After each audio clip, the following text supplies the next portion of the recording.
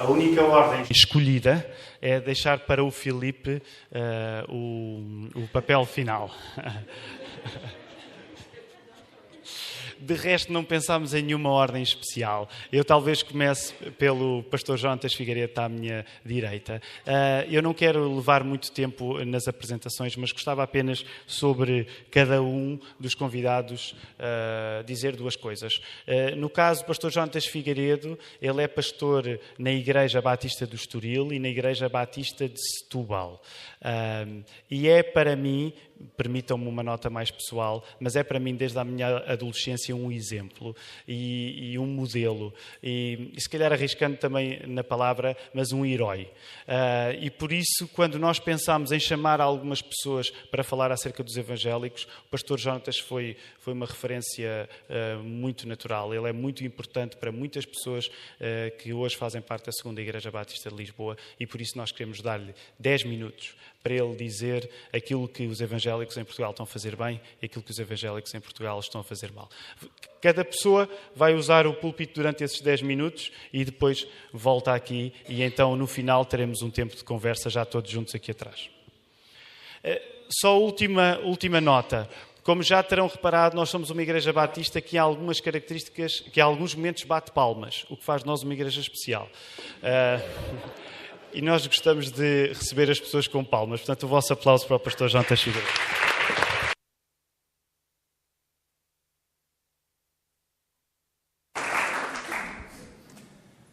De facto, o privilégio é meu, na medida em que sou o primeiro beneficiário deste tempo que me foi proposto, na medida em que me obrigou a tirar tempo para refletir e me dar conta de que me foi muito mais fácil anotar aquilo que, enquanto cristão evangélico, porventura acabo por não fazer bem. Foi inacreditável, mas os menos foram de tal forma rápidos de colocar que depois tentei contrabalançar e colocar algumas das coisas que considero que, efetivamente, também numa manta enorme e, portanto, reconheço que acabo por expressar um pensamento que necessariamente está afetado pela minha vivência em comunidade. E não penso de todo que isso seja o reflexo, então, de uma tapeçaria imensa da qual acabo também por fazer parte. No entanto, quando olho para as comunidades que integro e que tenho servido, algumas coisas me incomodam e me perturbam seriamente. Uma primeira que me dei conta tardiamente, e de facto não sei se irei dificultar a vida daqueles que me secundam, mas foi privilégio que me foi dado pelo pastor Tiago, de ser o primeiro a pronunciar-me. O que é verdade é que entendo que tudo acaba por funcionar em cadeia. E dei-me conta tardiamente, como dizia, de que enquanto evangélicos tendemos a desperdiçar uma tradição religiosa de séculos. Porque, na verdade, acaba por ser transmitido de forma geracional, então uma crispação para com um mundo católico romano que nos circunda. E desde cedo me dei conta que essa era uma das dificuldades sérias que acabavam por penetrar no seio das comunidades evangélicas. Portanto, uma incapacidade para tirar proveito, por via até do diálogo, daquilo que é a experiência de boa parte das famílias portuguesas e conseguir construir ponte em função daquilo que é o seu chão. E tenho-me dado conta de que esta é uma das dificuldades sérias existentes no quadro das comunidades evangélicas. Parece que nos iriçamos sempre que acabam por vir determinado tipo de trejeitos, de tradições, de ritos, que, no fundo, nos enriquecem, não nos empobrecem, enobrecem até boa parte então daquilo que é também a nossa matriz e, no entanto, acabamos por deitar borda fora todo esse património que, no fundo, tem vindo a ser passado não de década após década, mas de século após século. Creio que isso, de algum modo, tem contribuído para que nos fechemos numa redoma e o nosso discurso é muitas vezes críptico, é difícil de ser entendido. E nós poderíamos, digamos, desde a ala conservadora, eventualmente cobrindo uma faixa pentecostal, é verdade que, enquanto comunidades evangélicas, é difícil de decifrar verdadeiramente a paixão que acabamos por ter por Cristo. Porque a nossa incapacidade para dialogar prende-se por nos determos com detalhes. Nós acabamos por rapidamente construir muros por força da incapacidade de nos centrarmos em Cristo. E com isto também acabo por reconhecer que uma das dificuldades nossas passa então pelo afastamento da palavra e queria aqui salvaguardar o seguinte: somos, creio eu, enquanto evangélicos, estou aqui a dar já um lamiré naquilo que entendo que é de mais bonito e rico enquanto cristãos, que é a paixão pela palavra. No entanto, acabamos por dissecar a palavra, a Bíblia, e não construir um relacionamento com a palavra que é Cristo. E isso leva-nos a uma incapacidade de diálogo enormíssima com aqueles que estão à nossa volta. Uma tentação enorme, parece-me, acaba por ser também uma mensagem que está particularmente centrada no homem e não tanto em Cristo e na cruz de Cristo, e à boleia de um conjunto de modelos importados. Creio que rapidamente percebemos que, ao invés de um problema, nós temos uma panóplia de problemas enquanto evangélicos. Acabamos por importar modelos nos quais não nos revemos, não nos encaixamos, e verdadeiramente isso depois torna particularmente difícil viver Cristo, porque nós acabamos por montar igreja em torno de estruturas, de programas, de conceitos que, na verdade, são estanques e não tornamos pessoal, então, o relacionamento que se deseja que se desenvolva com Cristo. Creio que seria ajustado convosco partilhar aquilo que, de algum modo, me parece que tem sido avanço no quadro das comunidades cristãs evangélicas, nomeadamente nos últimos 20 anos, na medida em que tem sido esse também o tempo em que tenho servido neste mesmo contexto. É impressionante, mas quando olho lá para trás, para o meu tempo de adolescência, a compreensão de comunhão fraternal estava a anos-luz daquilo que tenho vivenciado e experienciado. Um momento como este era difícil por mim ser perspectivado, pensado. Daqueles que aqui estão atrás, por exemplo, construo relação de amizade profunda com 3 deles, de um modo muito particular, e são digamos, franjas particularmente distintas daquela que eu acabo por integrar. E eu creio que esse é um dos ganhos que temos percebido ao olhar para Cristo. Era a sua enorme capacidade para ir em direção ao outro e de agirmos então também como família. Eu creio que esse tem sido um dos ganhos necessários, o da convivência fraternal, o da noção do que é ser comunidade, ou seja, do que é partilhar vida em comum. E aqui, obviamente, acabo por me deter bastante na caminhada que fui fazendo ao longo de diferentes comunidades que fui integrando e fui servindo.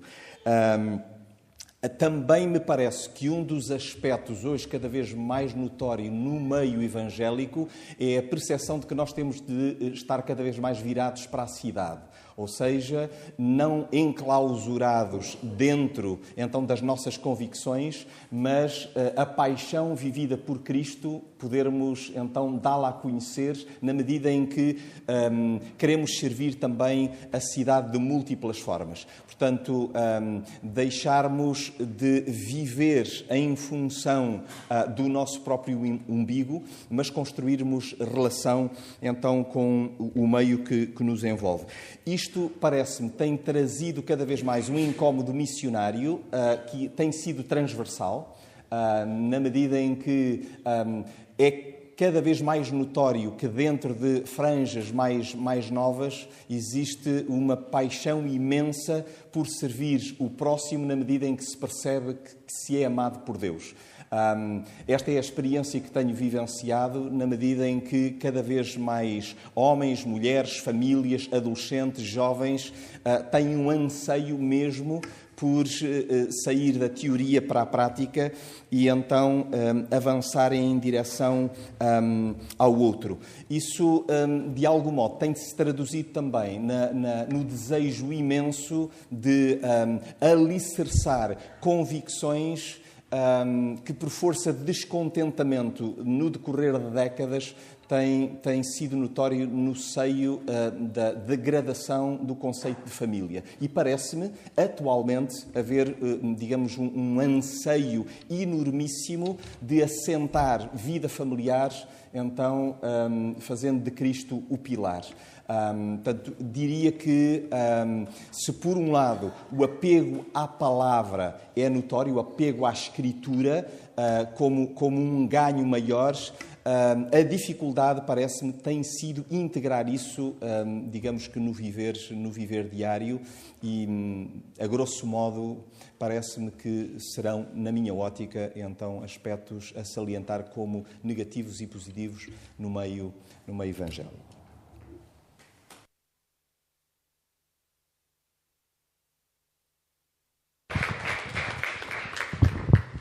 Rapidamente apenas partilhar duas coisas, para quem não conhece. O Fernando Loja, ele é advogado e ele é atualmente presidente da Convenção Batista Portuguesa, mas também é o presidente da Comissão de Liberdade Religiosa. E por isso vai ser para nós um prazer ouvi-lo também.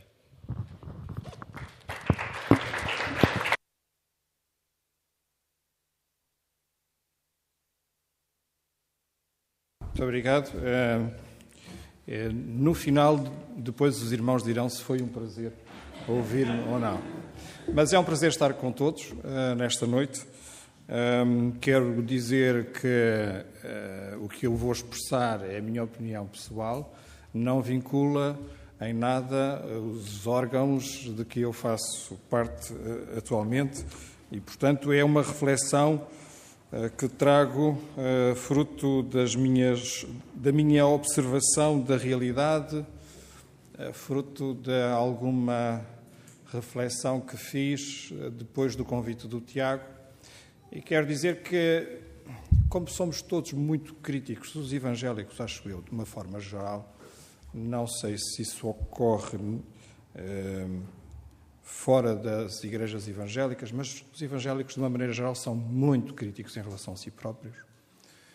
Quando o Tiago me convidou, foi muito fácil eu começar a enumerar pontos negativos. O que é que os evangélicos fazem de mal? E comecei a ficar assustado porque fazem mal tanta coisa. Mas depois percebi que, na generalidade, as igrejas evangélicas ou as igrejas protestantes tradicionais, se quisermos, fazem uma coisa ainda muito bem feita. A reflexão teológica, o apego à palavra de Deus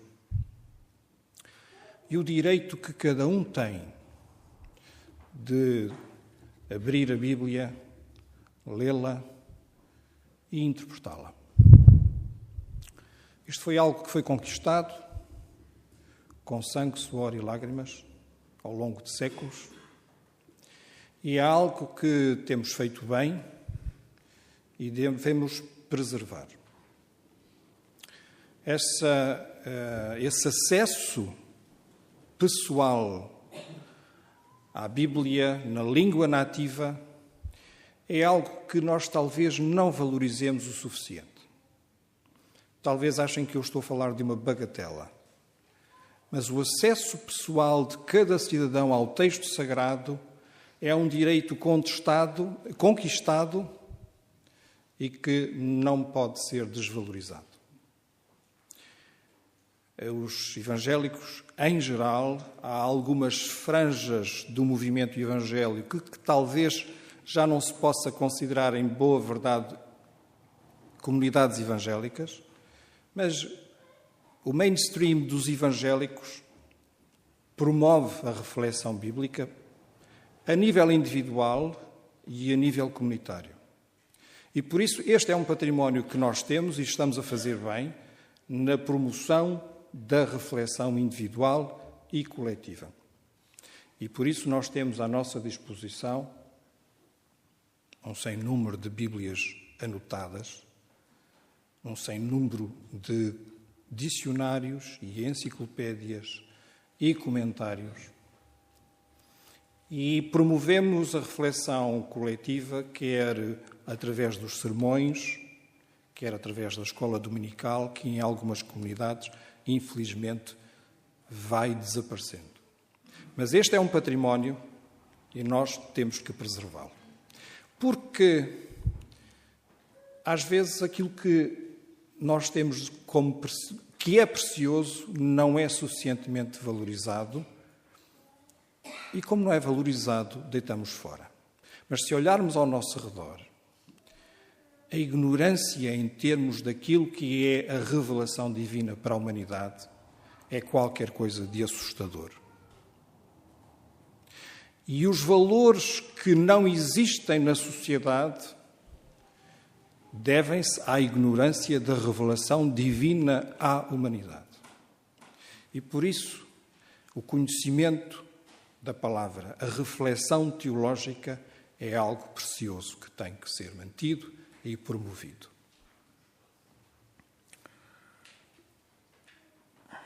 Claro que o acesso livre à palavra, a liberdade que cada um tem de a ler e interpretar, mesmo que para isso não tenha as ferramentas necessárias para a interpretar, porque todo o texto literário deve ser bem interpretado e há técnicas e há métodos próprios para o fazer. E nem todos temos essas ferramentas. Conduz-nos a um problema e eu aqui selecionei uma das questões que eu acho que os evangélicos fazem mal e fazem muito mal. E isto resulta da observação daquilo que se passa nas nossas igrejas. Quando Pedro disse que todos somos sacerdotes, mas não disse nem Pedro, nem Paulo, nem Tiago, nem João, nem Lucas, que somos todos teólogos. E alguns de nós pensam que já que somos todos sacerdotes, já agora também somos todos teólogos. E isto conduz a um problema grave, penso eu, nos arraiais evangélicos. É que, se todos podemos interpretar a palavra, alguns são levados a crer que têm o direito de defender doutrinas ao jeito da sua interpretação. E quando numa comunidade o António pensa uma coisa, e o Bento pensa outra, e o Carlos pensa outra, e o Daniel outra, sobre o mesmo texto, estão a perceber no que é que isto vai dar. Uma grande discussão teológica, mas às vezes leva à cisão. E eu quero dizer-vos que Este é um problema gravíssimo na generalidade das igrejas evangélicas. É que a liberdade de interpretar o texto sagrado leva muitos a não acatar, a não obedecer, a rebelar-se contra uma determinada orientação própria da igreja onde se insere. E quantas vezes, por dar cá aquela palha, não se cria uma nova igreja? E é fácil, porque uns gostam de adorar ao sábado, outros ao domingo, porque uns incluem todos na Santa Ceia e outros só alguns, porque uns louvam de braços no ar e outros com os braços em baixo, porque uns batem palmas e os outros não batem.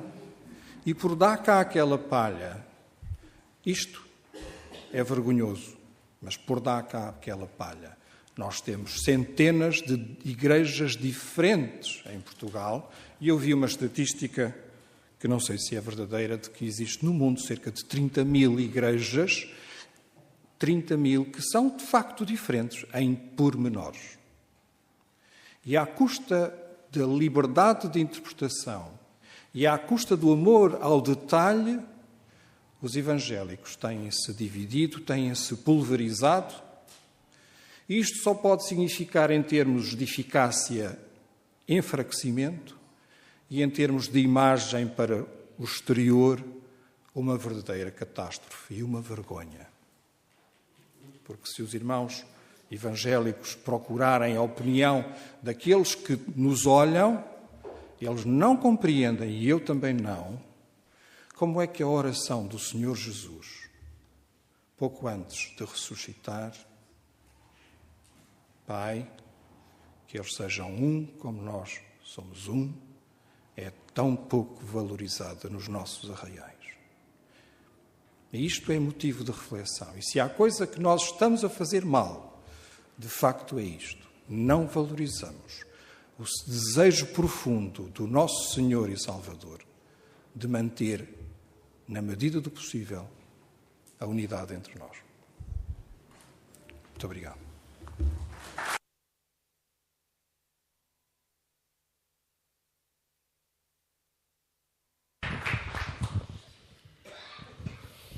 Pastor Jorge Humberto é pastor na Assembleia de Deus de Almeirim e honra-nos com a sua presença, também tendo em conta que é o presidente da Aliança Evangélica Portuguesa. Nós vamos ouvi-lo com atenção. Muito boa noite, estimados irmãos e amigos. É um prazer enorme estar convosco e quero dar os parabéns ao Tiago pela iniciativa de provocar uma conferência destas, uma reflexão destas, onde nós somos convidados a refletir sobre nós. É muito mais fácil, como é óbvio, refletir sobre os outros, é muito mais fácil ter uma atitude crítica, uma reflexão crítica em relação aos outros, mas refletir sobre nós nem sempre é fácil, às vezes é extremamente difícil, principalmente quando nós facilmente chegamos à conclusão que de facto há uma série de circunstâncias e de situações que carecem de ser melhoradas e até algumas abandonadas. Lembro-me que há um tempo atrás, num trabalho científico, fui convidado para fazer uma autobiografia e ao fim de escrever 3 ou 4 parágrafos, cheguei à conclusão que não tinha mais nada para dizer sobre mim. Depois pediram-me para fazer um outro trabalho, ou para descrever uma outra pessoa, uma análise sobre uma outra pessoa. Não, fiquem em paz, não foi sobre a minha sogra de todo, mas sobre uma outra pessoa, e descobri que fui capaz de escrever 3 ou 4 páginas sobre outra pessoa. Isto significa que é muito mais fácil refletir sobre os outros do que refletir sobre nós. Mas os grandes desafios da mudança está exatamente aí, quando nós somos capazes de refletir sobre nós sem qualquer tipo de preconceito e sem qualquer tipo de receios. Eu tenho um amigo que é católico, cristão católico, e um grande amigo, e quando estávamos a falar sobre a heterogeneidade do movimento evangélico e também da Igreja Católica, eu estava-lhe a dizer que nós, o termo evangélico, engloba uma uma diversidade muito grande, é uma família muito heterogénea, é uma família com diferenças enormes. Quando se fala de evangélico é preciso perceber bem o que é que estamos a dizer. Quer dizer, estamos a falar de um universo identitário muito, mas muito grande, que às vezes até é difícil definir isto em termos objetivos. E ele disse-me assim, olha, pastor, não se preocupe com isso, ele até trata-me por tu. Jorge, não te preocupes com isso, porque a Igreja Católica também tem tantas ordens, que nem o Espírito Santo sabe. Ora bem, como eu acredito, se calhar um bocadinho mais na onisciência do Espírito Santo, acredito que o Espírito Santo conhece perfeitamente a nossa heterogeneidade e a nossa identidade. E diga-se de passagem que é isso que estabelece a nossa grande riqueza. A diferença, de facto, é uma riqueza e não pode ser visto como um problema. O Tiago pediu-me para falar, ou para nos falar, sobre uma coisa que os evangélicos estão a fazer bem e outra coisa que os evangélicos, eventualmente, não estejam a fazer tão bem, ou usando as palavras, estejam a fazer mal. Desculpe repetir as palavras do irmão Fernando Loja, mas também não estou aqui como representante da Aliança Evangélica Portuguesa e muito menos da Assembleia de Deus de Almeirim. Estou apenas aqui como um pensador, como alguém que quer dar um contributo sobre esta reflexão.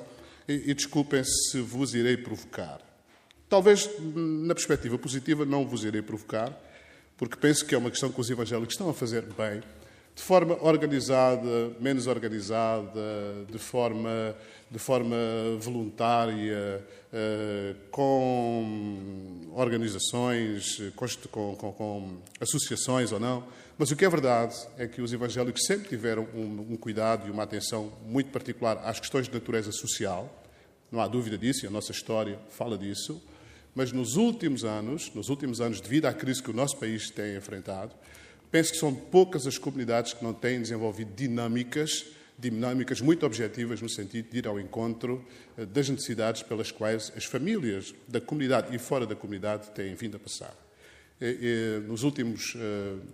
Talvez nos últimos 6 meses, tenho tido o privilégio de visitar várias comunidades evangélicas no nosso país e percebo que a grande maioria das igrejas tem um trabalho de natureza social.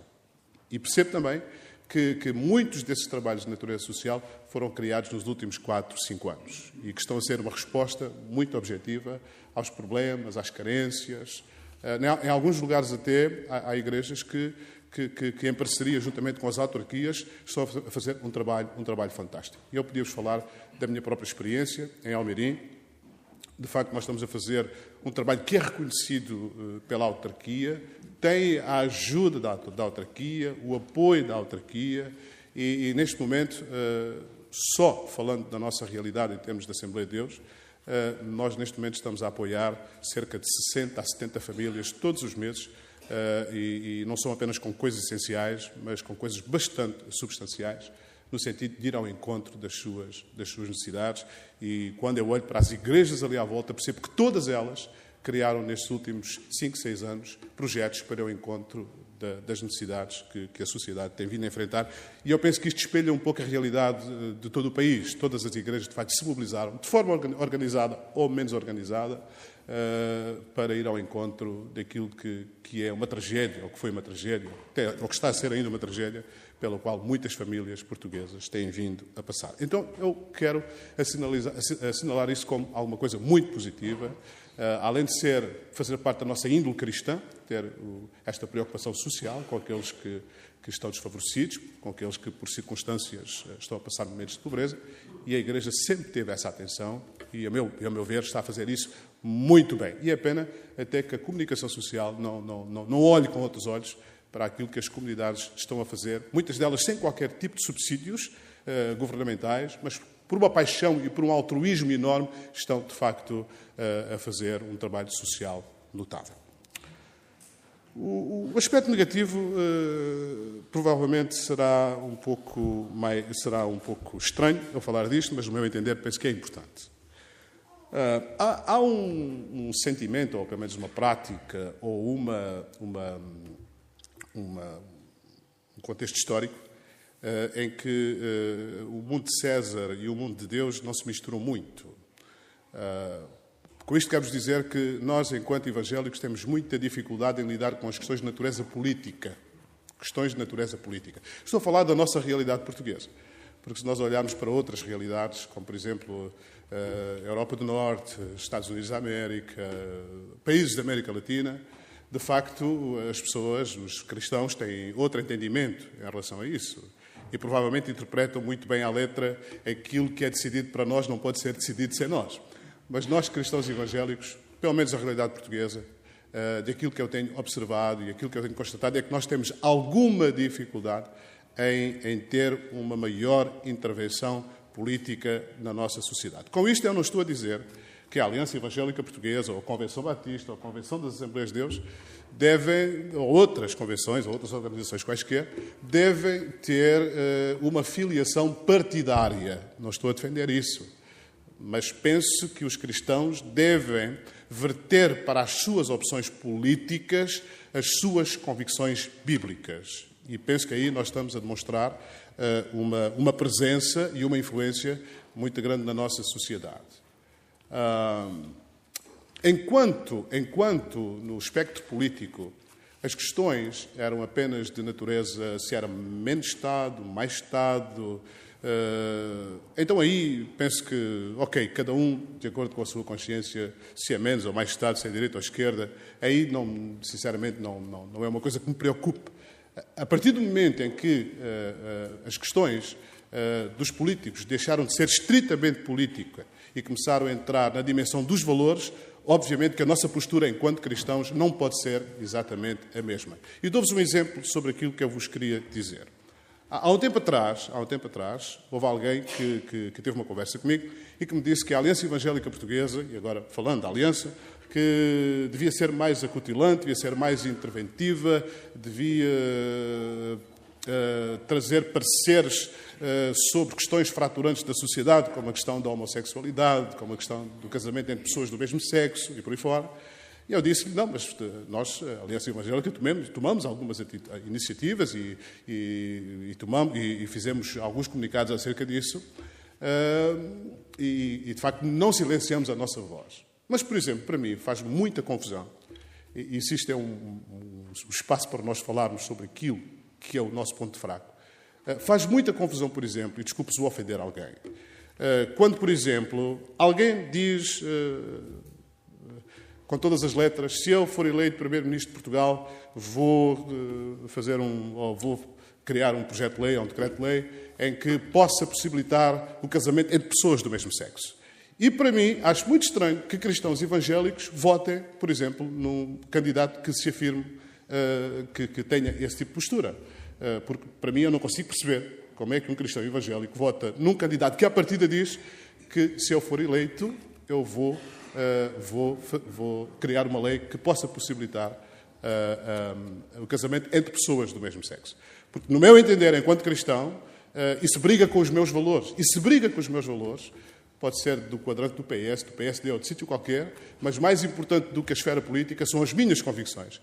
E penso que a Igreja, neste momento, também deve ser chamada a se pronunciar sobre as suas convicções, e esse pronunciamento, se tiver que ser em termos políticos, pois então que o seja, porque neste momento nós não estamos apenas a tratar de questões de natureza meramente política, mas estamos também a entrar na área dos valores, e aí sim a Igreja deve ser sal e deve ser luz.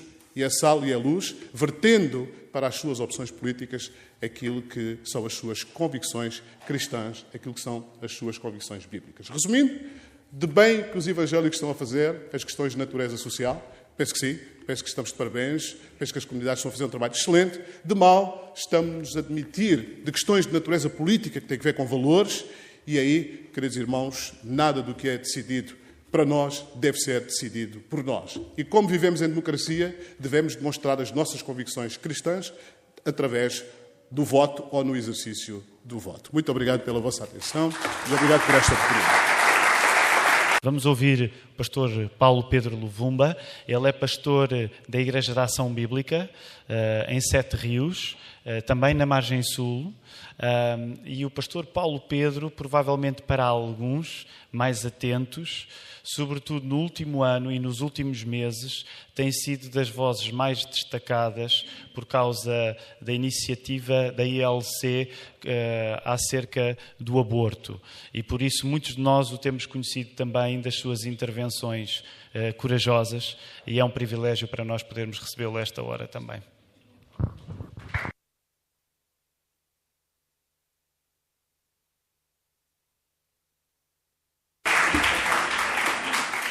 Muito boa noite.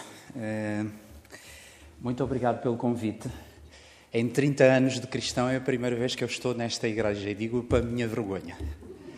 E não quero usar muito mais tempo a me debruçar sobre aquilo que eu sinto sobre este convite e esta responsabilidade, porque eu e o falar e o tempo ainda não nos damos bem. Tanto assim que eu vou ler. Então, acreditem, com o obrigado eu estou a expressar muito sobre o quão eu valorizo este convite. Vamos ao que interessa. Está bem?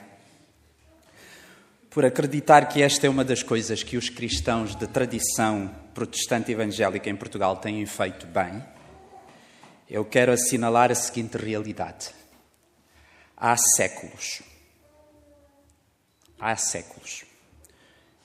estes homens e mulheres, jovens, porventura idosos também, vêm fazendo a diferença, vêm vencendo, sem o colinho do manto sagrado.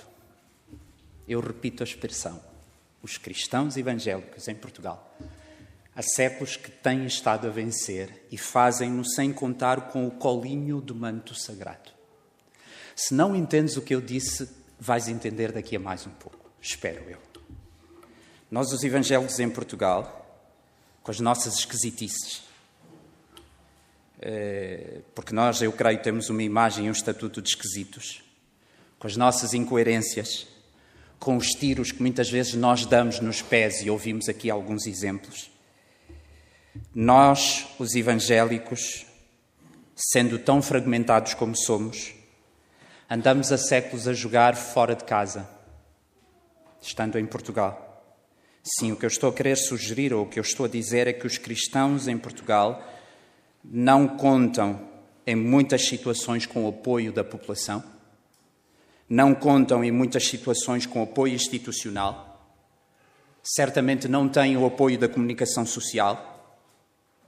Muitas vezes somos evangélicos, ou de tradição protestante evangélica, como eu insisto em dizer esta noite, com poucos recursos, às vezes com praticamente nenhuns, mas mesmo assim, desde que há evangélicos em Portugal, e é difícil situar no tempo, a minha convicção é que nós temos sido usados por Deus e por mérito de Deus apenas, como instrumentos que fazem a diferença, uma diferença efetiva na vida concreta de pessoas, na medida em que, através de evangélicos em Portugal, a mensagem de Cristo e a influência transformadora da pessoa de Cristo tem chegado à vida de pessoas concretas. E eu creio que nós temos-lo feito, na maior parte das vezes, em situação de desvantagem. Eu creio que quando nós fazemos isso, ao fazermos isso, nós estamos a seguir as pisadas da Igreja cristã em Jerusalém nos primeiros anos. Eu lembro-me de uma passagem que eu presumo que a maior parte de vocês conhece, da Bíblia, que diz assim: Pedro, porém, disse a uma certa pessoa: eu não possuo nem prata nem ouro, mas o que eu tenho, isso te dou. Em nome de Jesus Cristo o Nazareno, anda.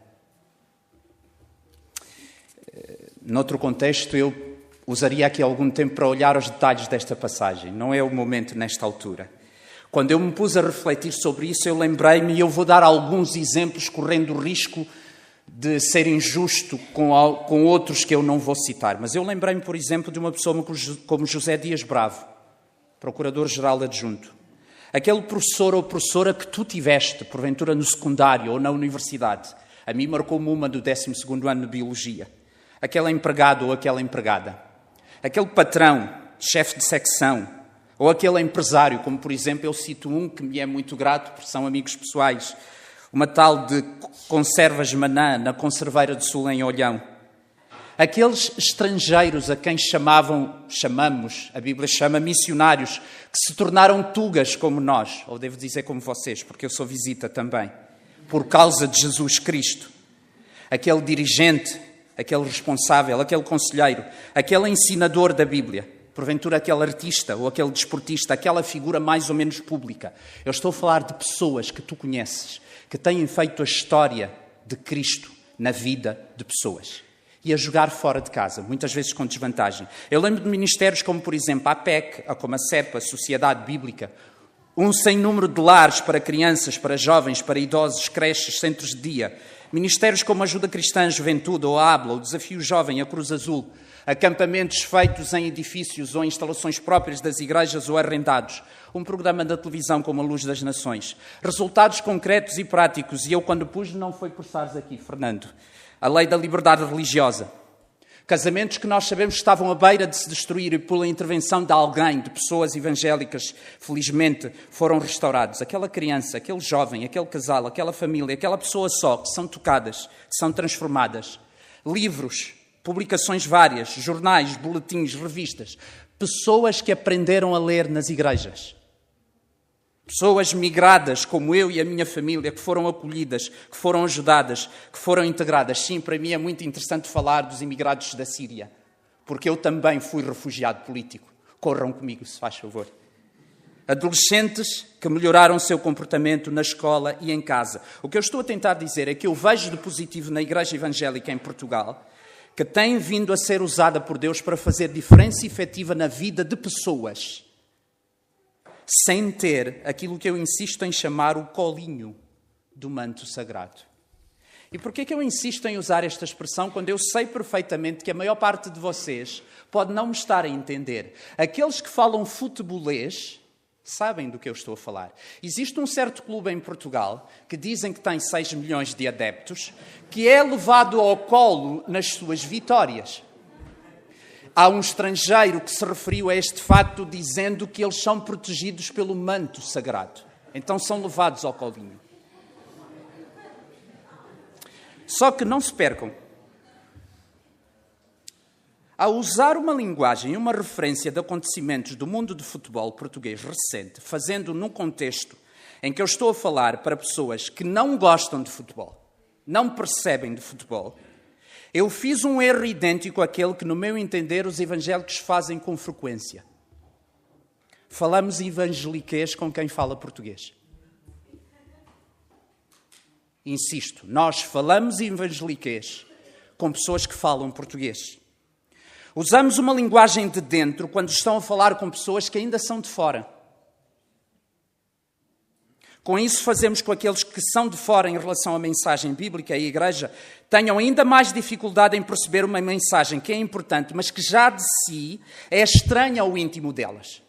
Porque eu creio, como vocês, que a natureza humana por si mesmo tem dificuldade em perceber a mensagem bíblica. E se ainda por cima eu transmito essa mensagem bíblica aos outros numa linguagem que eles não entendem, então eu estou a tornar o difícil ainda mais difícil. Porquê é que nós fazemos isso? Porquê é que nós falamos em evangeliquez com quem fala português? Tal como vocês que são seguidores e imitadores de Jesus Cristo, eu também acredito que Jesus Cristo tem sempre razão em tudo o que diz e faz. E ele, entre muitas coisas, disse o seguinte: a boca fala daquilo que o íntimo está cheio. Se quiserem evangeliquez, a boca fala daquilo que o coração está cheio. Bom, eu creio que nós, e aqui vou perder amigos, eu creio que nós, os cristãos da tradição evangélica, temos o nosso íntimo cheio de conceitos, embrulhados em palavras, expressões, que nós próprios compreendemos mal ou não compreendemos de todo. Não comecem já a apedrejar. Eu repito, eu creio que nós, os cristãos de tradição evangélica, temos o nosso íntimo cheio de conceitos, embrulhados em palavras e expressões que nós próprios compreendemos mal ou não compreendemos de todo. E para mim é a primeira causa deste problema de falarmos em evangeliquez com quem fala português. Porque uma pessoa que percebe um conceito consegue traduzi-lo de maneira que o seu interlocutor o apreenda. Não me apedrejem já, estou quase a acabar. Além disso, quando nós estamos a comunicar, nós, os cristãos evangélicos, tendemos a ficar centrados em nós e naqueles que são nossos. Ficamos por dentro. E nos esquecemos que existem pessoas a nos ouvir que são de fora da cultura, são de fora da etnia, são de fora do meio, são de fora dos costumes, são de fora das práticas da Igreja, da Bíblia, da denominação, da tradição protestante, evangélica, cristã. Para mim, esta é a segunda causa do nosso problema. Comunicamos para dentro, pensando em nós, e não a pensar no ouvinte de fora. Pela soma destas duas razões, um íntimo cheio de conceitos mal compreendidos ou não compreendidos de todos, e uma comunicação que está centrada no comunicador e não no ouvinte, nós falamos uma linguagem que é estranha para quem não é igreja evangélica. Eu vou dar alguns exemplos. Precisas de aceitar Jesus no teu coração. Lavar os pecados no sangue do Cordeiro. Vamos abrir em 1 Tessalonicenses 3,15. Que Deus te abençoe. Somos salvos pela graça. Quantos dos vossos colegas, vizinhos, parentes, entendem isto? O próprio Deus orientou um dos seus escritores a deixar registada a seguinte ideia que chegou até nós, cristãos de tradição protestante e evangélica que vivem em Portugal em pleno século XXI. Portai-vos com sabedoria para com os que são de fora. Aproveitai as oportunidades, que a vossa palavra seja sempre agradável, temperada com sal, para saberdes como deveis responder a cada um. No meu entender, a nossa comunicação carece de maior e melhor sabedoria para com os que são de fora. Concluo dizendo o seguinte: é possível falar de Deus em português aos que são de fora, sendo nós Igreja Cristã Evangélica em Portugal. O pastor Paulo Pedro estava com medo de ser apedrejado, mas se alguém tem de ter medo é o Filipe esta noite. Filipe, vai com paz de espírito. Só dizer duas coisas importantes acerca do Filipe. Filipe da Vilés, ele é jornalista na Rádio Renascença e é escritor também. Aliás, o último livro que ele editou está à venda, adquiram-no, chama O que é que tu fazes aí fechada? E é acerca de experiências no cristianismo católico romano de, por exemplo, freiras. Só freiras? Tudo no feminino. Então, o livro tem poucos meses. Não é o único livro do Filipe. Isto talvez traga algum atrito, tendo em conta o exemplo que o pastor Paulo Pedro deu. Mas o Filipe tem um primeiro livro que é a história, é o Cosminho, a história gloriosa do Benfica. Mas vamos ouvi-lo. Não se esqueçam, assim que o Filipe terminar de falar, nós vamos recolher brevemente as vossas questões. Portanto, escrevam-nas neste momento. Obrigado, Filipe, por estares connosco.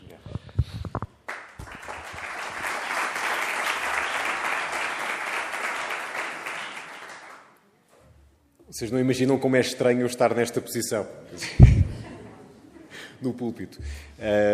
Eu estava a pensar, quando o Tiago me fez o convite, se tivessem dito ao Filipe Avilés, de 14, 15 anos, combativo, e criado num ambiente católico da parte da mãe, de católicos ingleses e, portanto, minoritários e tal. Tens 10 minutos para ir dizer mal de evangélicos, ui. Mas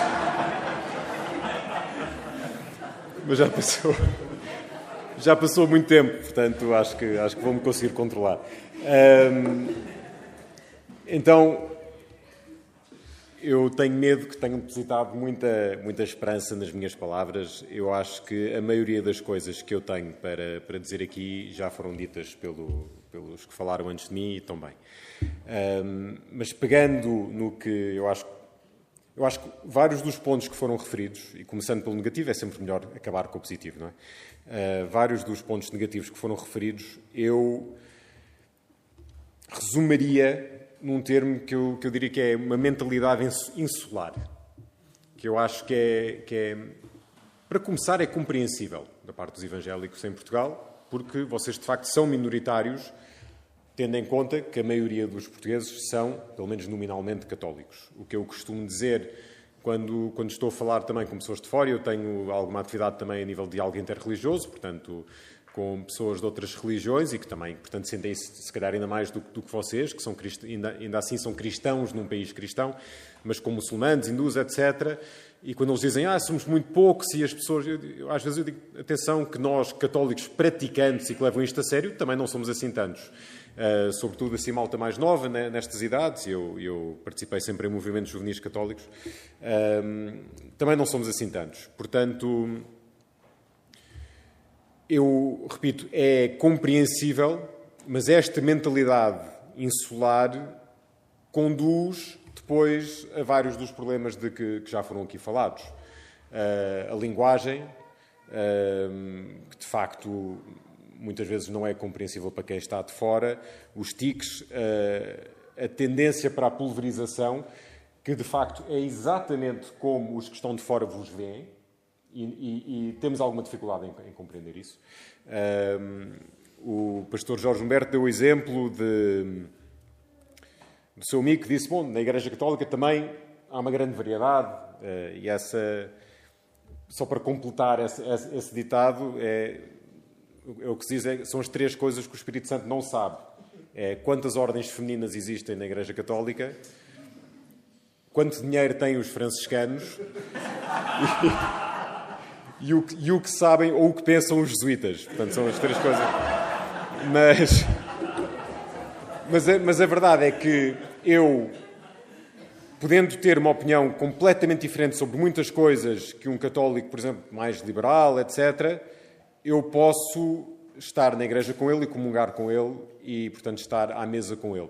E, portanto, temos alguma dificuldade em compreender este efeito pulverizador e é verdade que isso enfraquece, é um enfraquecimento da vossa mensagem, do vosso testemunho. Acompanhado desta mentalidade insular, portanto, de braço dado com ele, talvez um certo complexo de inferioridade, que eu iria dizer um complexo de sportinguismo. Mas agora tenho medo de o dizer, porque, pronto. Não, mas falando mais a sério, uma tendência que eu noto, às vezes, e eu não estou muito neste mundo, atenção, eu sempre tive um grande interesse por ecumenismo. O meu interesse, do ponto de vista intelectual, vira-se mais para as igrejas orientais, as igrejas ortodoxas, etc. Portanto, o mundo evangélico, sei que existe, tenho a sorte de vou tendo vários amigos através destas iniciativas para as quais tenho sido convidado também, mas não sou de forma alguma especialista. Mas nota-se, e não é só em Portugal, porque eu acompanho também a realidade lá fora, uma tendência para, quando vos dão... Atenção que eu estou a dizer vos... evangélicos a nível universal, não é? Quando nos dão um microfone para falar, aproveitar para espetar uma faca nos católicos, que são a maioria. Sobretudo em países em que eles são a maioria e os evangélicos são minoritários. Isto é algo que acho que vocês não ganham com isso e acaba só por hostilizar. E agora, digo isto, claro que não é... É claro que também tem a ver com uma certa tendência da parte dos católicos, agora aqui um bocadinho de autocrítica, de se esquecerem que vocês existem. Eu sei isso. Eu lembro-me de ler uma carta que eu não sei se não era escrita pelo pastor Fernando Soares de Loja, não tenho a certeza, mas tenho ideia, no público, às tantas quando foi o ICNE, em Lisboa, organizado pelo Patriarcado, a dizer, então, nós tínhamos tido encontros ecuménicos e diziam que devíamos apostar em fazer mais coisas em conjunto.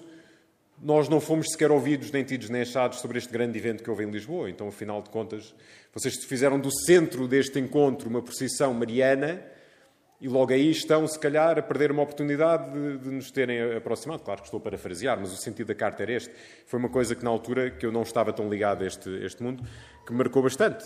Portanto, é evidente que há muito trabalho a fazer também do outro lado, mas não deixem que isso vos coloque numa posição de defesa agressiva. Mas vamos passar, então, não resisto a dizer só uma última coisa, que é uma coisa menor, mas em Portugal, eu acho que Se calhar noutros sítios faz mais sentido. Em Portugal, eu acho que não faz muito sentido que sempre que dizem não sei quantos é um católico, dizer é um católico romano. São coisas pequeninas, se calhar vocês não se apercebem disso, mas são coisas que não caem bem. Da mesma maneira, falar da Igreja Católica como a ICAR. Isso então é muito enervante. A ICAR é a Igreja Católica Apostólica Romana. Desculpem, pelos vistos não é um problema vosso, mas vê-se bastante. Se calhar acontece mais com pessoas que são de fora de qualquer contexto cristão. Mas entre evangélicos eu já notei muito e já aconteceu hoje. Portanto, não fiquei ofendido, não se preocupem. Mas aquela coisa de dizer é um católico romano, tenho um amigo que é um católico romano. Em Portugal, acho que quando dizemos que é um católico as pessoas já percebem. Portanto, não me perguntem porquê, mas é uma coisa que às vezes massa um bocadinho. Mas passando para coisas positivas, que felizmente a minha lista dos mais é maior do que a lista dos menos, talvez seja o único, mas é. Eu diria que também já várias coisas foram referidas, mas o conhecimento, o vosso conhecimento bíblico, que é uma coisa que foi de facto conquistada, eu sei que foi uma coisa que foi conquistada também para nós católicos, mais tarde do que por vocês, mas também foi. É uma coisa pela qual eu também dou graças a Deus. Claro que nós não lemos a Bíblia exatamente da mesma maneira, mas faz-nos falta a todos ter conhecimento da Bíblia e, portanto, E normalmente, isso é uma coisa que os católicos estão sempre a dizer, temos que aprender com os protestantes como eles conhecem a Bíblia e como eles vivem a palavra da Bíblia. E isso é uma coisa fantástica e que faz falta à sociedade. O vosso cristocentrismo, pode-vos parecer estranho eu estar a dizer isto, mas muito facilmente os católicos, e eu não desvalorizo de forma alguma a nossa tradição mais variada, da apostólica, dos bispos, quer dizer, toda a sucessão apostólica, os bispos, a devoção aos santos, etc. É uma coisa que tem todo o valor, mas às vezes nós perdemos nessas devoçõezinhas e é verdade que isso nos pode distrair daquilo que é o essencial, que é Cristo, quer dizer, que é o que ilumina todas essas tradições. Sem a luz de Cristo são tradições mortas e de nada servem. E, portanto, isso é uma coisa também que é de valor e que acho que é reconhecido por todos.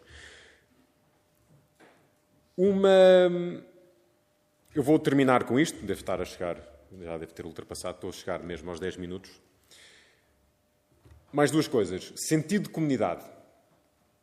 E nós temos noção na Igreja Católica que muitos dos católicos que passam a aderir e a comungar de igrejas evangélicas o fazem porque encontram lá um sentido de comunidade que não têm nas suas paróquias, que muitas vezes são grandes, são impessoais, não conhecem o padre não os conhece a eles, aparecem, vão lá para a missa, vão-se embora e há pouco envolvimento.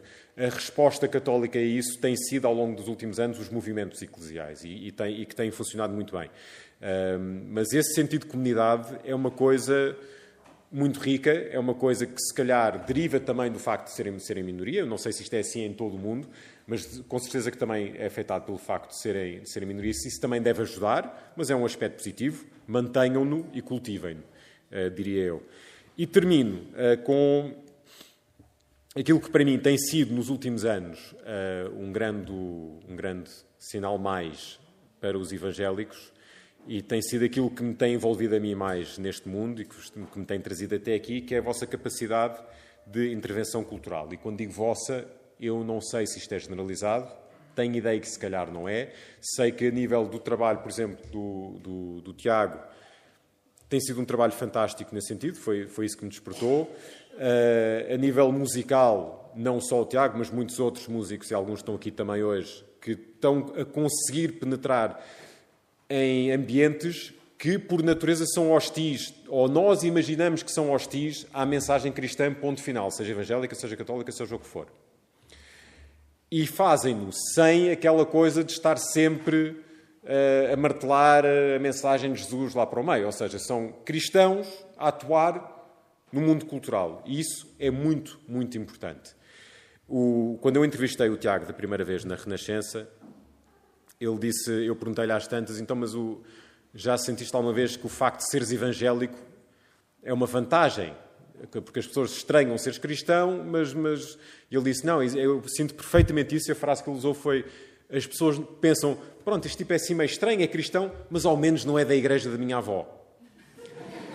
E eu acho que é exatamente isso, porque eu sou da igreja da avó deles e, portanto, quando eu tento ter essa intervenção, há logo uma barreira que sobe. E vocês têm essa vantagem de ainda serem minoritários, ainda, se vocês quiserem, continuarão a ser, não é? Não vos quero. Mas de serem minoritários e, portanto, são vistos assim como uma coisa meio estranha e tal, e interessante. Isso não é uma vantagem, nem deixa de ser, mas alguns têm conseguido usar isso a vosso favor, e bem, e graças a Deus que sim. E, portanto, eu terminaria dizendo que um dos grandes sinais mais é isto que está a acontecer aqui hoje. Hoje, e amanhã, e domingo. Eu acho que isto é a resposta que vocês têm que dar àquela mentalidade insular e o complexo de sportinguismo. É a resposta que vocês têm que dar, é esta, e estão a dá-la muito bem, e graças a Deus por isso. E pronto, obrigado por não me apedrejarem da minha intervenção hoje. Obrigado.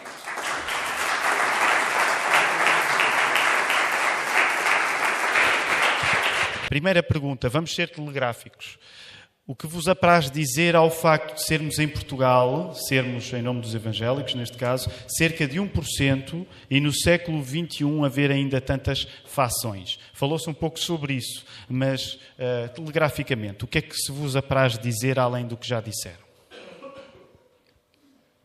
Quem gostaria de pegar? Paulo Pedro, força.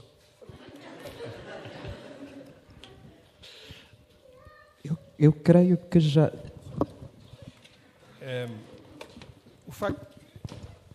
Eu penso que não tem uma relação direta uma coisa com a outra. Ou seja, nós somos uma minoria, não tem, penso eu, diretamente a ver com o facto de nos termos pulverizado e continuarmos a pulverizar ao longo de muitas dezenas de anos. Penso que não tem uma relação direta. A pulverização não tem levado a um enfraquecimento da mensagem, tem levado a um enfraquecimento da eficiência a outros níveis, mas a mensagem tem sido passada na medida do possível. Duas tarefas. Continuarmos a ser cristãos, porque é a partir do facto de nós sermos cristãos que surgirão as oportunidades para falarmos com os outros sobre a mensagem. E, portanto, a única coisa que eu posso fazer para as estatísticas é continuar a ser cristão e falar da mensagem.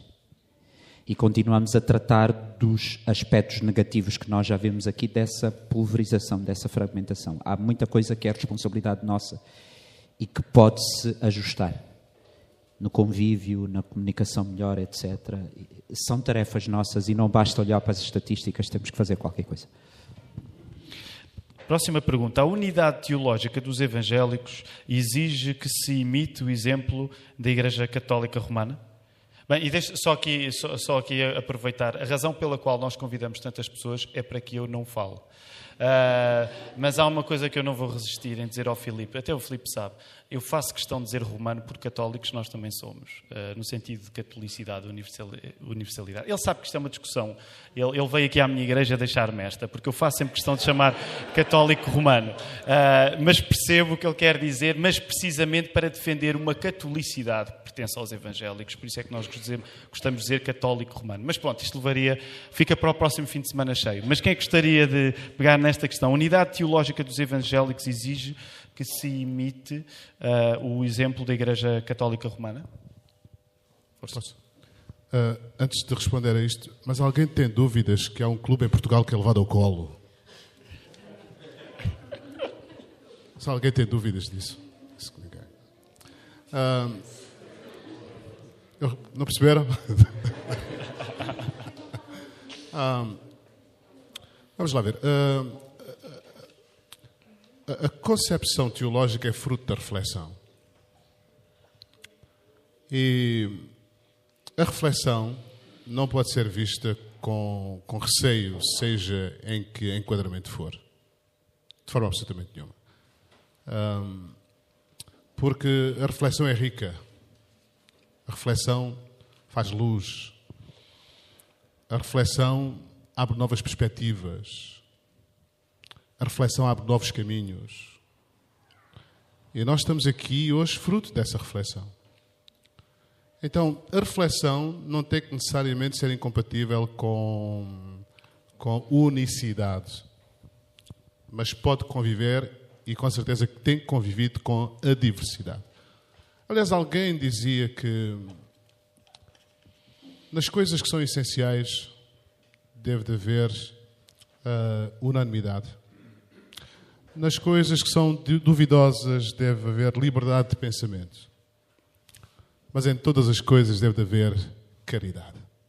Então, na minha perspectiva, e a Igreja Católica não é assim tão unânime em termos do pensamento teológico como à partida pode pensar. Aliás, só pensa dessa forma que eu não conheço as correntes de pensamento teológico da Igreja Católica. Mas isso não tem que necessariamente ser fraturante e divisionista. Então, na minha perspectiva, o pensamento teológico não pode ser de forma nenhuma um caminho para a unicidade, porque nas coisas que são essenciais, aí sim, deve de haver unidade. E há coisas que são tão essenciais, que quando nós lemos, por exemplo, acerca dos dogmas de Deus, dos cristãos em geral, chegamos à conclusão que poucas coisas divergem.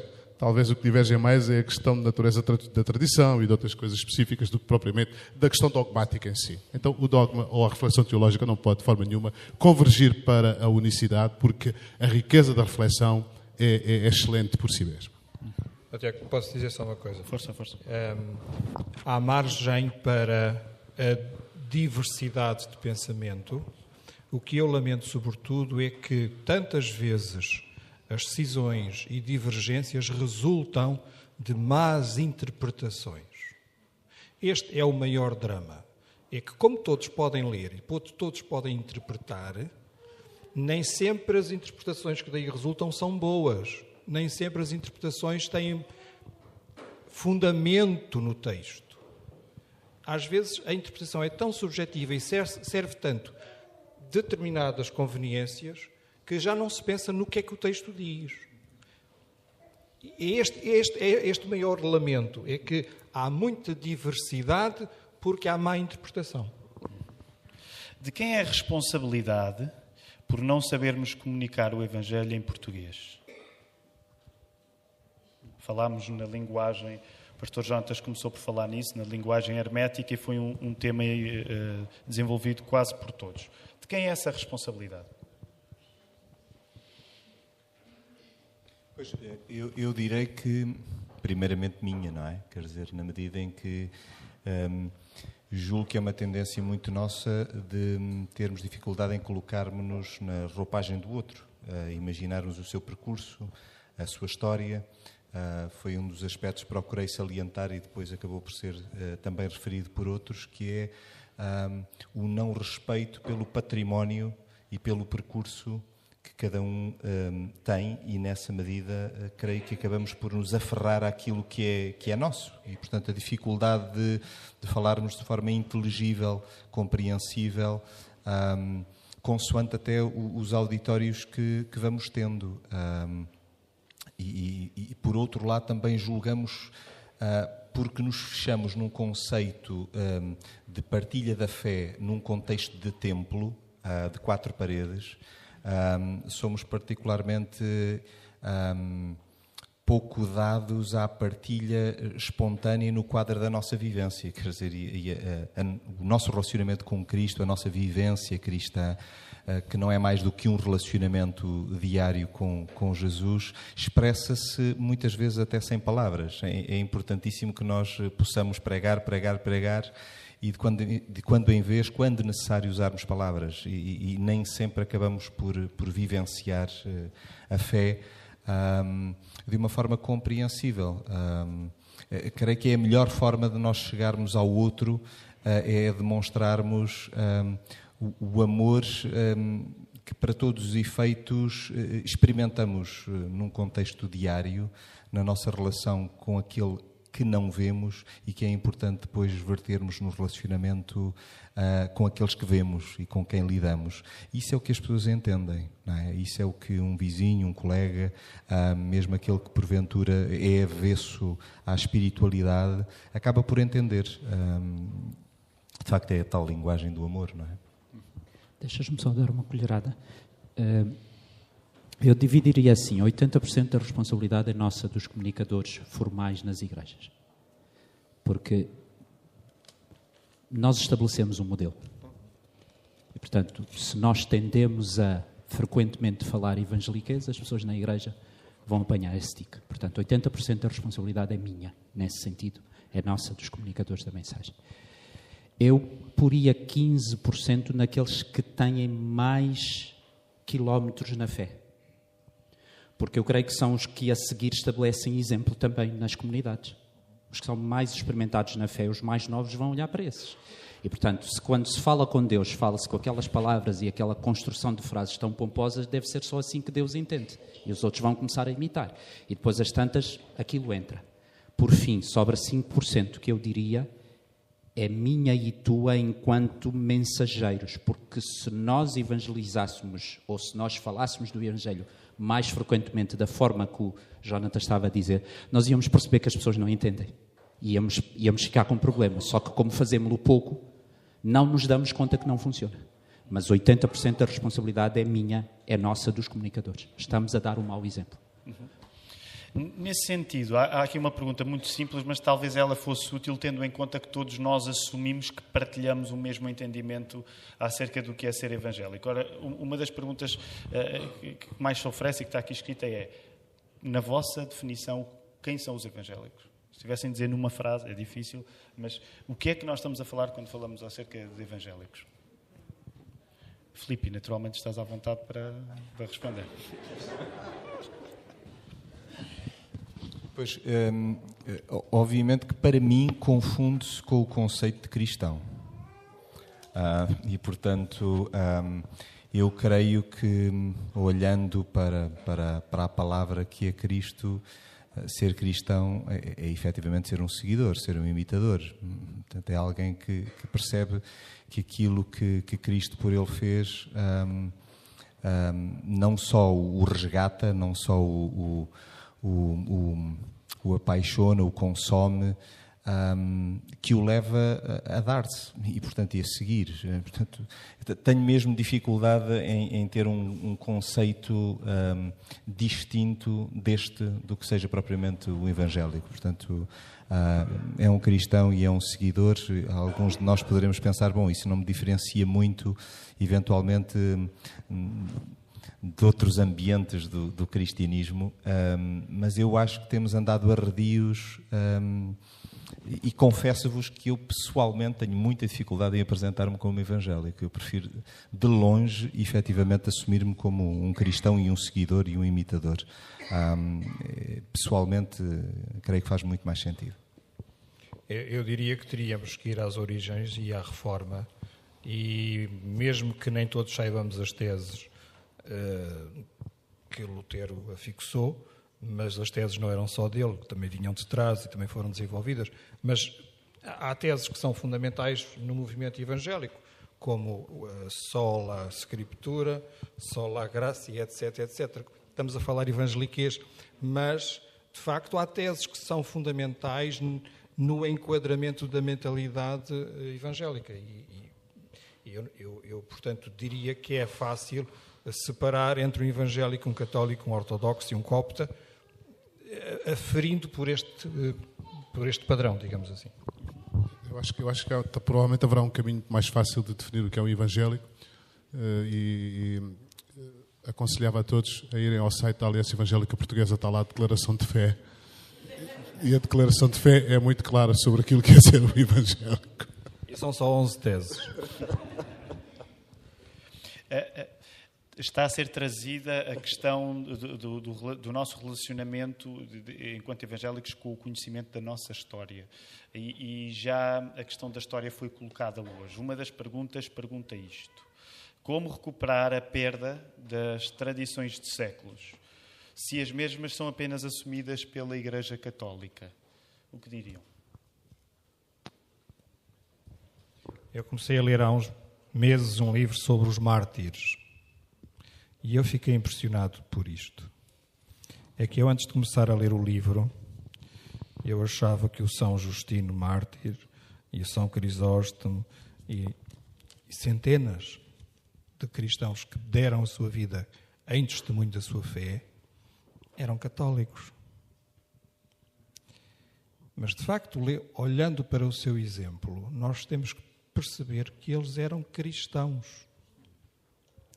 Mas o nosso sentimento e a nossa perspectiva insularista leva-nos a dizer: nós não temos nada a ver com o martírio que centenas de homens e mulheres, o testemunho que deram, nomeadamente nos primeiros séculos de cristianismo. Portanto, eu diria que, da parte daqueles que têm o acesso à mensagem, é necessário dizer ao povo: vamos lá recuperar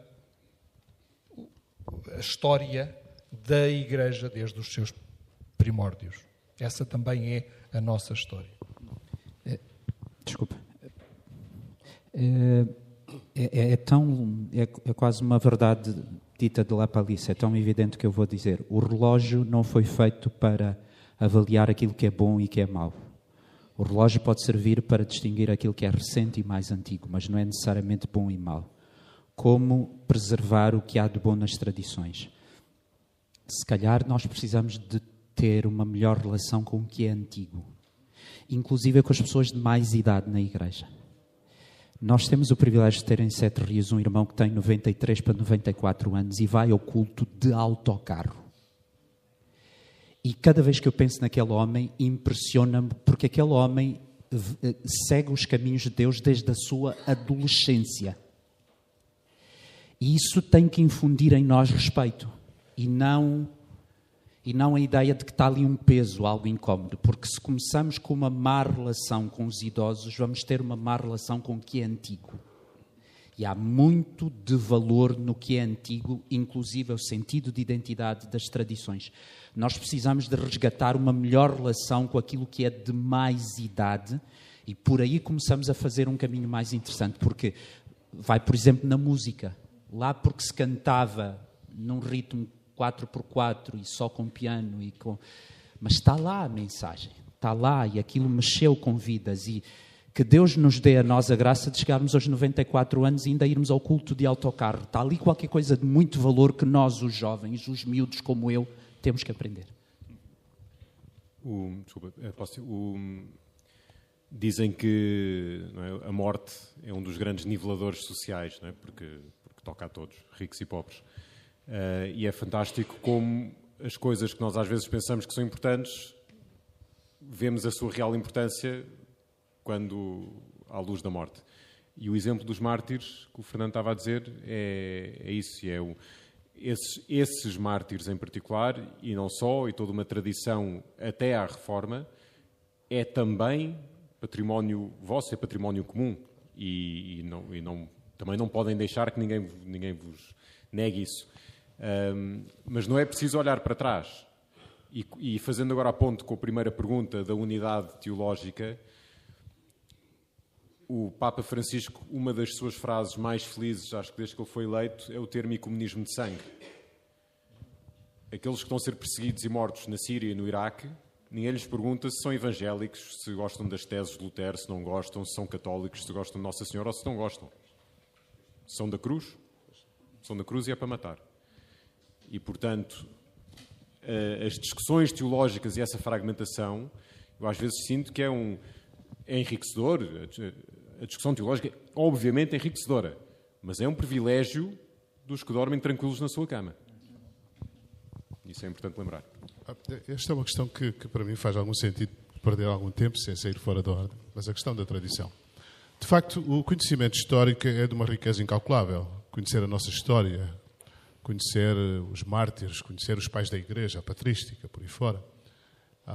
Isso é de uma riqueza incrível. Eu tenho descoberto, pela leitura, homens que tiveram uma devoção e um amor a Cristo incrível. E Cristo são, de facto, um exemplo e até uma inspiração para a vida cristã de hoje, que é uma vida muito atarefada, muito ocupada, não temos tempo para nada, ou para muito poucas coisas. E, de facto, aqueles homens, muitos deles da dimensão contemplativa, foram um exemplo de fé muito grande. Mas, quando se fala em tradições, também não podemos esquecer que todos nós somos pessoas, ou o homem é o homem do seu tempo. O homem é o homem do seu tempo. O homem de há 150 anos, o cristão de há 150 anos, era substancialmente diferente do cristão de há 350 anos, como é substancialmente diferente do cristão de hoje. Isto para dizer o quê? Para dizer que os exemplos de fé são muito importantes, as referências são muito importantes, mas também não podemos esquecer de que nós somos pessoas do nosso tempo. E aqui há um desafio que está diante de nós, que é o desafio da pós-modernidade, que penso que vai ao encontro daquilo que nós temos estado aqui a falar.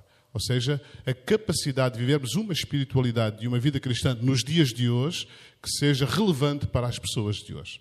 Porque senão podemos correr o risco de fazer apenas porque foi feito,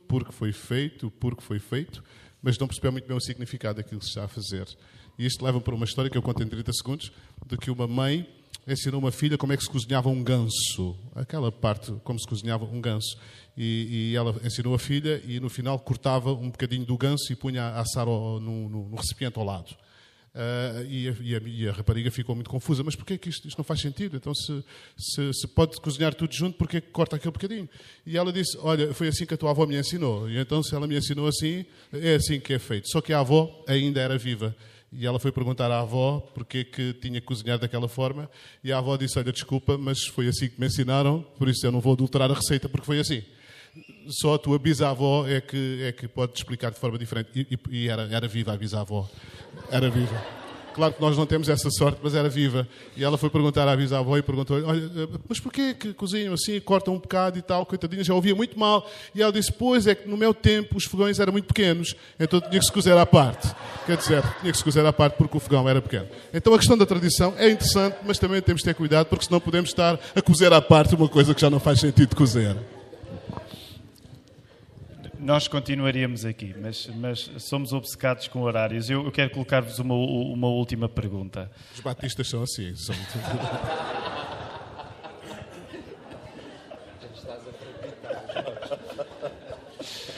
Antes fossem. A última pergunta, e não resisto, não levem a mal. Ainda acerca da história, mas não resisto só a um comentário.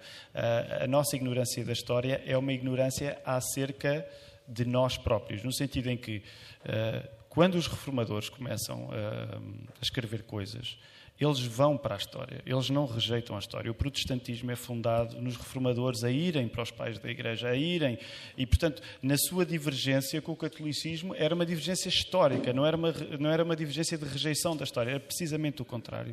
E acaba por ser triste que os evangélicos hoje se alienem da história, quando essa era uma das suas marcas na crítica. Mas pronto, desculpem-me. Até que ponto é que a pregação, assente na esperança da segunda vinda de Cristo, tem sido de alguma forma negligenciada nos púlpitos, a ponto de, consequentemente, a Igreja alienar-se da sua esperança e não produzir maior crescimento espiritual, coesão interna e testemunho na sociedade?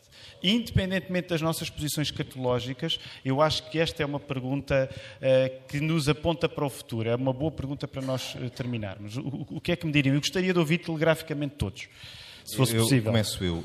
Para mim não é uma pergunta, é uma constatação da qual me penitencio também. É o fruto de cairmos na armadilha de construirmos o ensino na Igreja no modelo tópico, isto é, vamos tratar assuntos que nós escolhemos. Isto é uma armadilha tremenda porque faz-nos tratar de determinados tópicos e deixar outros de parte. Eu venho de uma escola de formação e eu sou absolutamente, esta é a minha opção, deixa a Bíblia falar, expõe a Bíblia no seu conjunto de livros. E aí vamos ter que tropeçar na centralidade deste tema.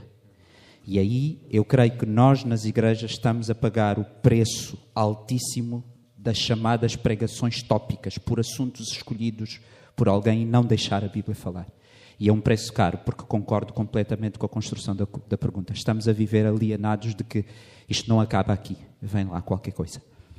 Filipe. Andamos sempre à procura de coisas que temos em comum. Cá está uma coisa que vocês têm em comum connosco, não é? Porque nas igrejas católicas também não sou falar muito da segunda vinda de Cristo. Eu acho é que as pessoas tendem a não querer ouvir e os padres e pastores a não querer falar de coisas que soam estranho, e isso é uma delas. E há outra que é uma um bocadinho... Eu dei umas formações de crisma a miúdos na Igreja de Santa Isabel, em Lisboa, e íamos pelo credo, artigo a artigo. E quando chegávamos à parte da ressurreição da carne, aquilo era um sarilho. Explicar àqueles miúdos que nós acreditamos na ressurreição da carne. Que isto não é só uma embalagem e o que é importante está lá dentro. Esse conceito também é uma coisa que hoje em dia é difícil de se falar. Faz falta. Portanto, é esse assunto e há outros também. Fernando. Eu acho que é fundamental, e aí temos que admitir que há várias formas de olhar para o livro do Apocalipse. Mas temos de ter essa coragem. E eu imagino que os mártires na Síria ou no Iraque reforçam as suas forças de resistência olhando para o Cristo que está anunciado no Apocalipse. Eu tive uma experiência pessoal há muitos anos. Eu tinha uma estagiária que era perfeitamente ateia. E os estagiários têm que ouvir os patronos, mesmo que não queiram. E, coitada da rapariga, ela tinha que me ouvir quando também se parava a ocasião. Bom, levou meses para eu a sensibilizar para as realidades espirituais. E eu nunca tinha percebido isto, mas ela ficou impressionada com a mensagem do livro do Apocalipse. O que está para acontecer. Foi pela primeira vez que ela tremeu e parou e acreditou na interpretação que eu lhe estava a dar. Aquilo que está para acontecer não foi sobre a mensagem do Isaías nem de Mateus, foi a visão do Apocalipse. Ela aí tremeu e começou um crescimento espiritual. Eu não sei em que ponto é que ela está, mas foi de facto a mensagem do Apocalipse que a fez abanar nas suas convicções ateias. E, portanto, o Apocalipse nós precisamos de recuperar o estudo do Apocalipse nas nossas igrejas. Eu fui criado nos bancos da igreja, praticamente desde os 2 anos, 1 ano. A minha avó começou-me a levar à igreja. E na minha família denominacional, que são as Assembleias de Deus, normalmente a mensagem dos pregadores naquele tempo, estamos a falar dos anos 60, giravam em torno de 4 pontos, que é evangeliquez. Jesus salva, Jesus cura, Jesus batiza com o Espírito Santo e Jesus voltará outra vez. Eram estes 4 pontos que normalmente os pregadores falavam. Continuamos a dizer que Jesus salva, Jesus cura, que Jesus batiza com o Espírito Santo, mas a mensagem que Jesus virá outra vez, de facto, cada vez está mais ausente dos púlpitos. E isto, paradoxalmente, começou a acontecer à medida que o nível das pessoas, o nível de vida das pessoas foi melhorando. Ou seja, à medida que socialmente começamos a ficar mais ricos, mais bem instalados, com um conforto, porque antigamente as orações eram miséria, claro, as pessoas viviam com pobreza, com dificuldades, com muitas dificuldades. Ó Senhor, livra-nos deste sofrimento. Ó Senhor, eu sei que Tu vais vir a qualquer momento. E isto tinha um efeito consolador. Hoje, provavelmente terá um efeito devastador. O quê? Jesus vai voltar, isto é tão bom, estamos a viver tão bem. Não faz sentido rigorosamente nenhum. Mas a grande verdade, queridos irmãos, é que o exponenciar da qualidade de vida rouba-nos a dimensão do futuro e rouba-nos a dimensão escatológica, rouba-nos o sentido da porúcia, como a Igreja Católica define, e de facto é uma mensagem que precisa de ser restaurada nos púlpitos das nossas comunidades, porque crer em Cristo não é apenas crer que Ele veio, mas é crer que Ele voltará outra vez em poder e glória. E isso, penso, todos nós estamos no mesmo denominador comum, embora eu seja pré-pré. Eu teria vontade de continuar esta conversa. Eu acho que todos nós teríamos, até porque a partir daqui há tantas boas perguntas que foram feitas e tão poucas que foram colocadas, mas como temos trabalho pela frente, vamos ser bons mordomos do nosso esforço. Eu queria pedir um aplauso final para os nossos convidados.